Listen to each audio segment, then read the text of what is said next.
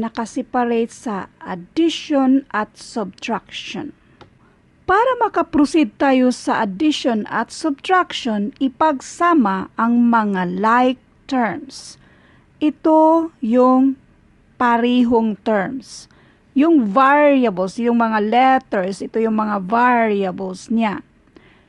Itong A na ito na walang exponent na 2 ay pariho sila. So, therefore, itong dalawa ay pwede natin siyang ipagsama.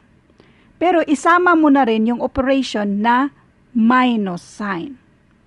Therefore, itong plus 12a squared ay walang kapares. So, kopyahin mo na lang siya.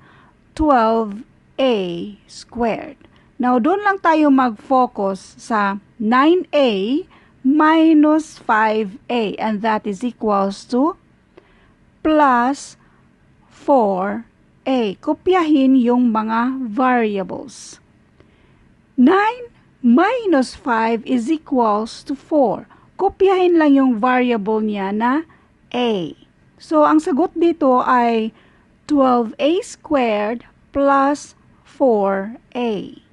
Next, multiplication at division tayo. So, unahin natin munang i-multiply ito. 3a times 4a, and that is equals to 12a squared. Bali, i-multiply mo si 3 and 4, and that is equals to 12. Tapos, itong mga variables natin, mag-add tayo ng exponent. Ang mga variables na walang exponent, a times a, automatic na may exponent yan na 1. So, kopyahin yung variable natin na a, tapos 1 plus 1, and that is equals to 2.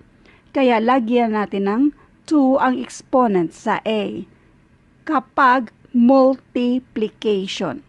Okay? Huwag niyong kalimutan kapag addition or subtraction, kopyahin niyo lang. Kapag multiplication naman, mag-add tayo ng mga exponent. At kapag division, mag-subtract tayo ng mga exponent. Now, dito tayo sa denominator natin. 6 times 6a squared, and that is equals to 36a squared. Kopyahin lang si a squared kasi wala man tayong ibang minomultiply dyan. A squared lang din yan, so a squared lang. 6 man yung minomultiply natin. 6 times 6, and that is equals to 36. So, ngayon, ang gagawin natin ay isimplify natin yan siya. A squared over a squared, i-cancel mo lang yan siya. Kasi any number divided by the same number is equals to 1, or any variables divided by same variable is equals to 1. In other words, a squared over a squared, kung doon tayo mag-focus sa exponent, mag-minus tayo, and that is a 2 minus 2, and that is equals to a, tapos yung exponent niya ay 0, which is equals to 1. So, in other words, i-cancel mo lang yan kasi 1 lang din naman yan siya. So, ang natitira na lang natin ay yung 12 over 36. Hanapan natin yan ng greatest common factor para ma-list natin yan. At ang greatest common factor dyan ay 12.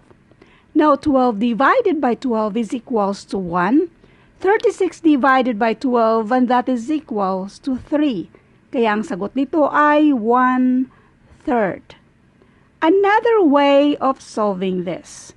Diba meron na tayong 12a squared over yung nag-multiply tayo ng 6a squared.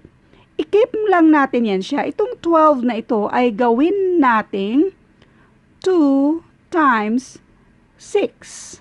So, ito na lang ay cancel mo. 6a squared, 6a squared. Ang natitira mo na lang ay 2 over 6. Mas madali ang hanapan ng greatest common factor kasi masyado na siyang maliit na mga numbers. So, mas madali siyang hanapan. Ang greatest common factor dyan ay 2.